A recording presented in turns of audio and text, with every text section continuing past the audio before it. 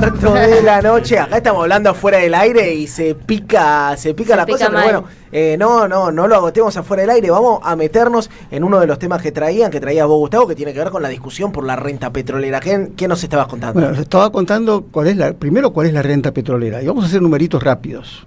Un pozo de petróleo de shale está teniendo EUR, que es un marcador que dice cuánto va a producir en toda su vida útil, toda su vida de producción. O agarrar los balances de Vista Oil y te hablan de 1.200.000, 1.300.000, 1.400.000 barriles.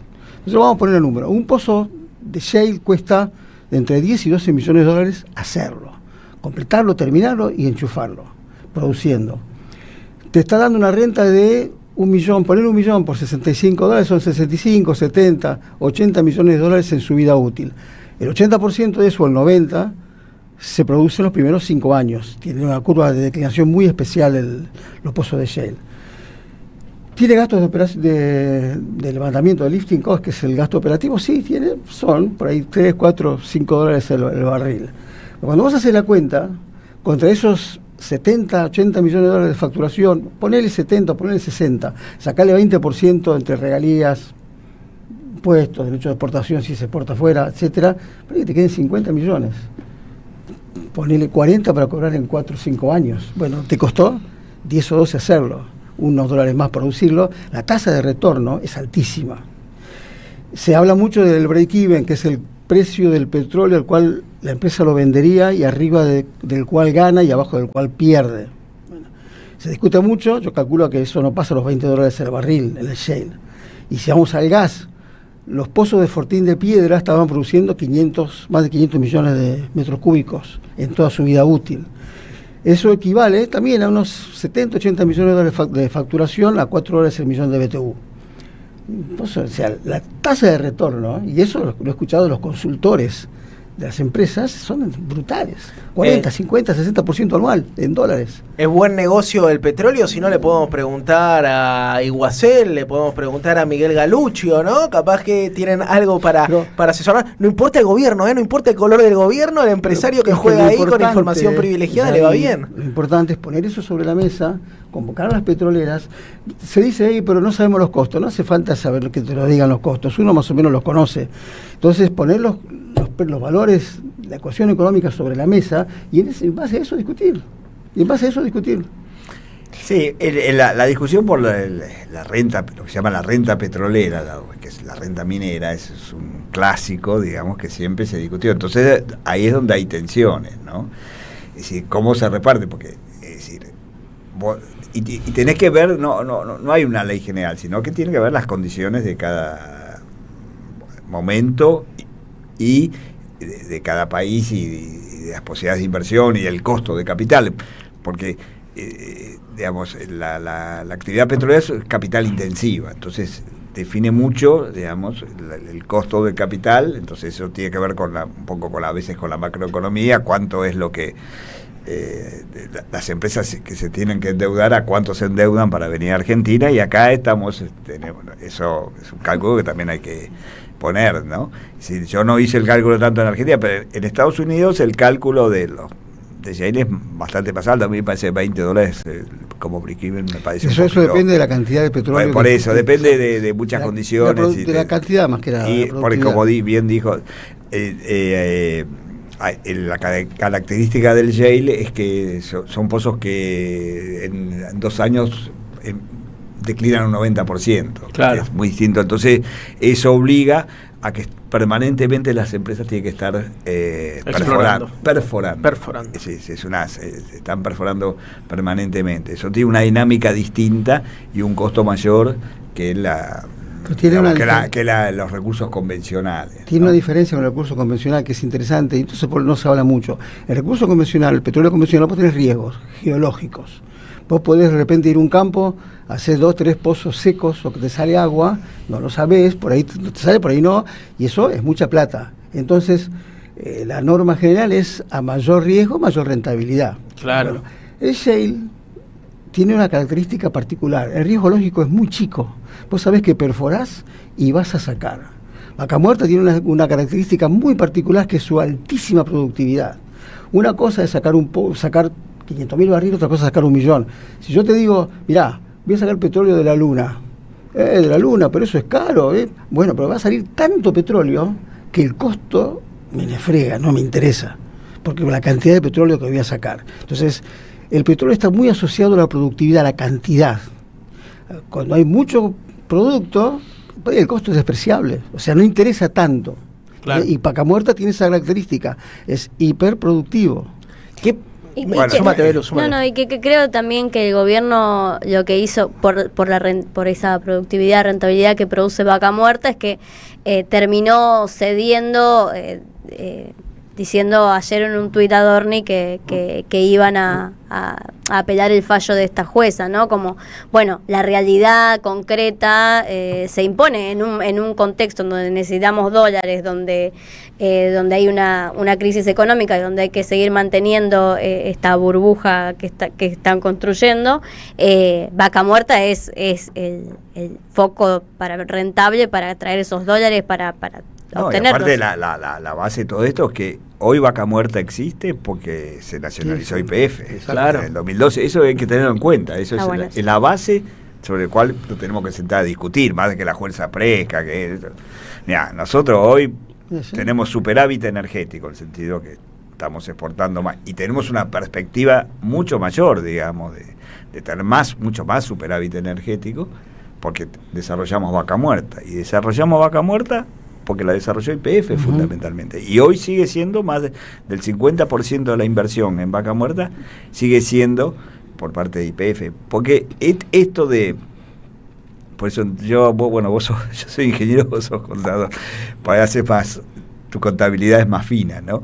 Yo no la hago tan fina, pero me doy cuenta, digo, ¿por qué? ¿Quién está desarrollando Vaca Muerta ahora? ¿Qué empresas? Y ahora hay mucha empresa nacional, mucha empresa extranjera. Casi, se fueron las empresas. Entonces uno dice, no, la cuenta sí, entonces ¿por qué se fueron? Claro. Y mirá, hubo mucho codazo, como diciendo, tenés que ir.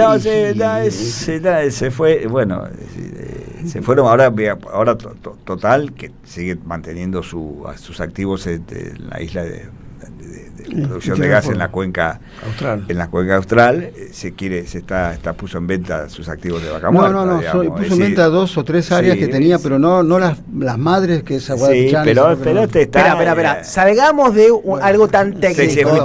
Salgamos de algo tan técnico y vamos a 2 discusiones que me interesa que demos. Una, ¿qué pasa con Vaca Muerta y el marco constitucional que tenemos que establece la provincialización de los recursos? He escuchado aquí más de una persona que habló del Emirato de Neuquén, ¿no? Que estamos emirateando a la Argentina en un análisis muy crítico de la situación que se está dando con el desarrollo de Vaca Muerta. ¿Cómo lo leen ustedes? Yo te voy a decir una cosita que mucho no se habla, del tema regalías. Neuquén, que tiene Vaca Muerta, cobra sus regalías. Pero bueno, sin el uso, digamos, o sin el aporte de otras provincias, sus regalías no se podrían monetizar. O sea, ellos podrían producir petróleo y gas, pero si no tienen una provincia vecina como La Pampa, o Buenos Aires, o Río Negro, por donde pase, que pongan sus recursos, sus llanuras, que pongan sus puertos, que pongan sus costas, no podrían cobrar esa regalía. Por supuesto. Eso es un tema que, que no tiene derecho la provincia de Buenos Aires, es decir, escúchame, Neuquén, date conmigo a hablar de tus 12% de regalía. Pero por supuesto, el problema que nos trajo hasta acá también es la Constitución del 94, que le da la autonomía a la Ciudad de Buenos Aires y la provincialización a los recursos para que cualquier pichulazo se crea dueño de los recursos nacionales. Volvamos a Perón. Artículo 40 de la Constitución del 49.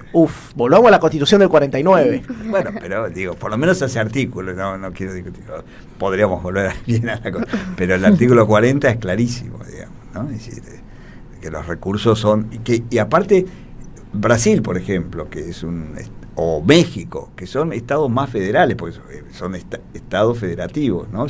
Valen más que la provincia. Los Estados Unidos y una república federativa. Sí.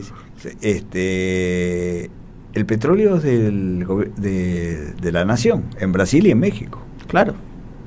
Es decir, en Estados Unidos es distinto porque en Estados Unidos el dueño del suelo es el dueño del subsuelo, es un caso muy particular, es único en el mundo, ¿no? Es decir, donde el dueño del suelo es el subsuelo, entonces no hay regulaciones, solamente las regulaciones son ambientales, es decir, logísticas, es otro tipo de regulación. Pero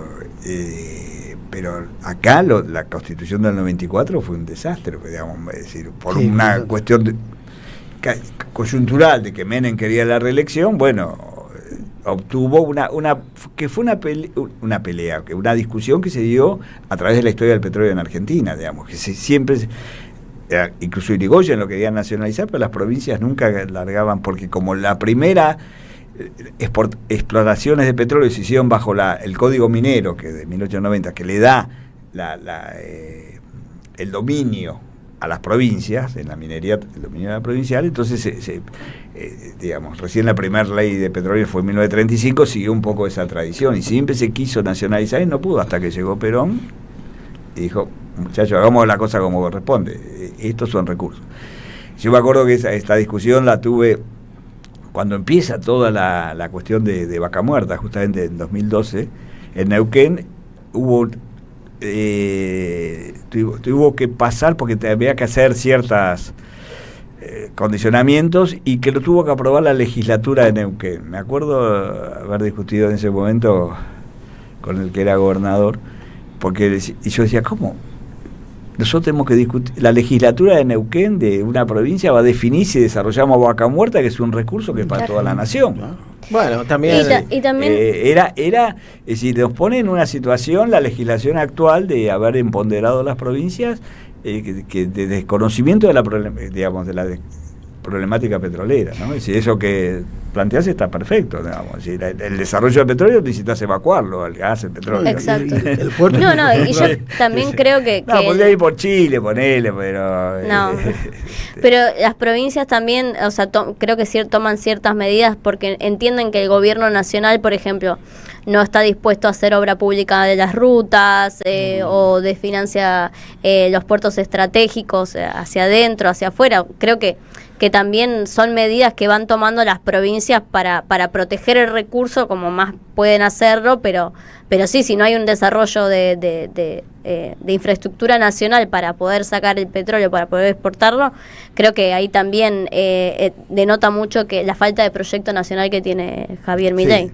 Sí, Javier Milei, pero también los gobernadores. No, obvio, totalmente. Sin duda, en el caso de Figueroa, yo escuché discursos de Figueroa. No, claro. Sí. Figueroa y todo el MPN, te digo, que mirando coincide para atrás también. Ese concepto de mirato. Sí, obvio. No, y de la idea de la provincialización como un vecinalismo de terruño, ¿no?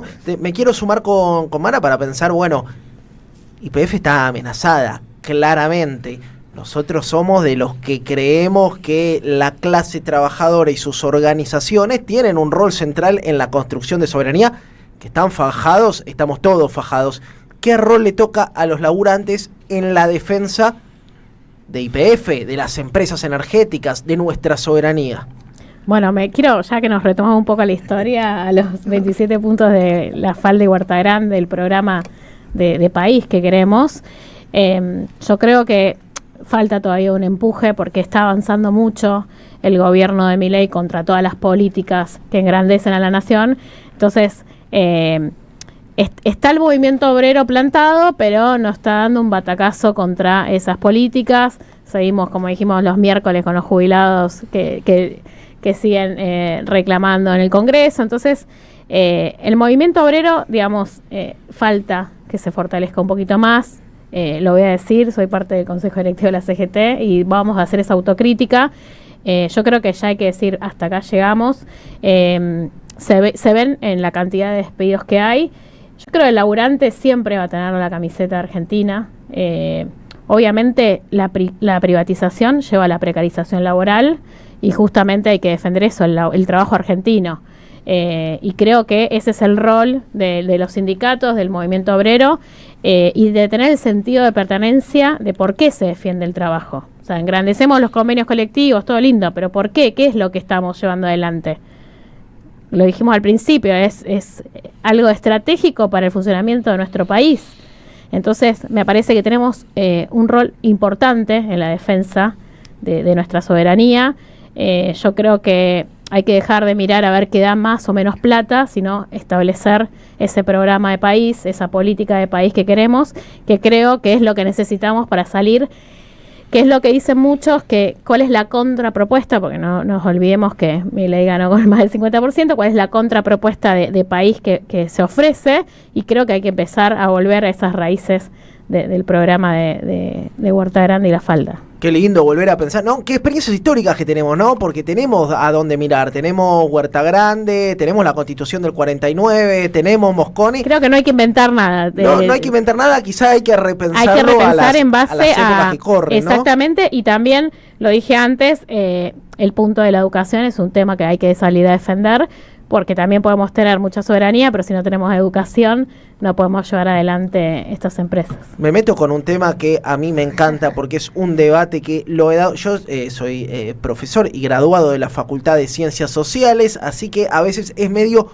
hostil dar algunas discusiones. Una de ellas tiene que ver con la exploración de petróleo offshore, ¿no es cierto? El gobernador Axel Kicillof hace muy poco tiempo impulsó la exploración de recursos petrolíferos en el subsuelo de nuestro mar argentino. Y de repente vos veías muchachos en la costa argentina bañados en petróleo, ¿no? Como si fueran performance de pingüinos empetrolados. Raspabas un poco ahí y veías algunas ONG que casualmente tienen algún auspicio británico o algún auspicio de la OTAN y la Unión Europea, pero esta gente también genera sentido en disputa de la opinión pública, ¿no? Y que incluso esos discursos permean mucho en quizás quienes están a favor de la soberanía, pero se ven en un brete si tienen que defender, por ejemplo, la exploración de petróleo offshore. Bueno, ahí nosotros con el Grito del Sur nos plantamos, viejo, nuestros pibes tienen que comer, nosotros tenemos que desarrollar el país, es el primer eje de discusión. Si un pibe no come, no me importa lo que haya a 200 millas náuticas de nuestro país, que pase con los pingüinos, los pibes están adelante de los pingüinos y eso no lo vamos a discutir, pero quiero una lectura tuya, Víctor, porque me parece que alguno me sugirió que algo has desarrollado este debate. Sí, bueno, en realidad, porque el debate es un debate que trasciende, que hay toda una problemática, un debate global, y esto tiene que ver con, entraríamos un poco en el, digamos, nos iríamos por ahí del tema YPF y iríamos a un tema más, que es importante y es global, que es el tema del cambio climático, ¿no? De la narrativa del cambio climático, que para mí es una cuestión geopolítica, digamos, de establecer un sistema de gobernanza global, digamos, decirnos lo que tenemos que hacer a los países en desarrollo, porque los países desarrollados son desarrollados, entre otras cosas, porque tuvieron y pudieron usar libremente de una energía barata y abundante como es la energía de los combustibles fósiles. Claro, Noruega perforó todo su mar sin pedirle permiso a Greenpeace. Claro, y entonces ahora que nosotros tenemos que desarrollarnos y necesitamos energía barata, porque la base del desarrollo es la energía, ¿no? Porque acá si bien estamos discutiendo el petróleo, el sector eléctrico es fundamental, porque nuestros sistemas sociales se sustentan en tres grandes flujos energéticos.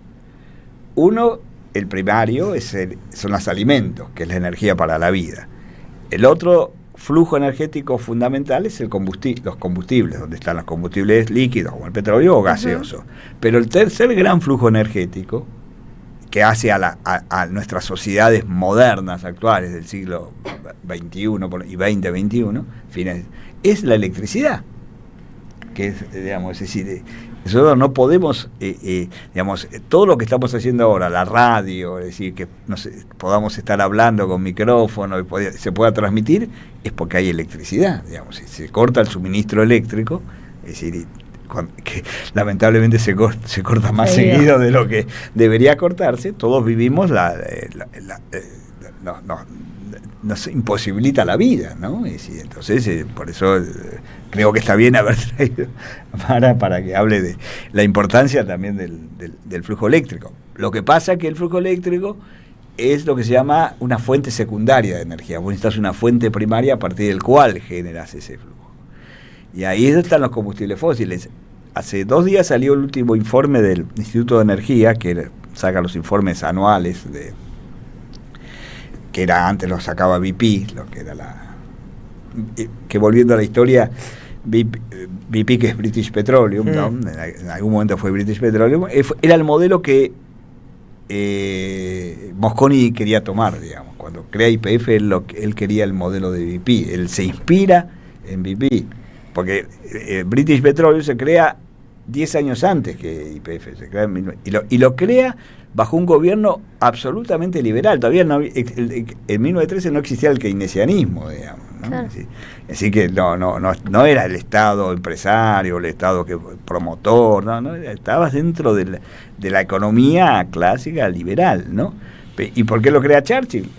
Por un tema geopolítico, porque en 1910, 1911, un almirante amigo de él, que se llamaba almirante Fisher, le dijo, pasemos la flota a combustible líquido. Y esa decisión, digamos, Churchill dice, estaría bueno, pero si lo pasamos a combustible líquido, tenemos que depender de las petroleras, aunque una de las petroleras era Shell, la otra era la Anglo-Iranian, que eran petroleras de base inglesa, pero eran privadas. Y entonces Churchill dice, no podemos tener nuestra flota dependiendo, lo mismo que Mosconi, dependiendo de estos buenos muchachos, lo llamaba Churchill.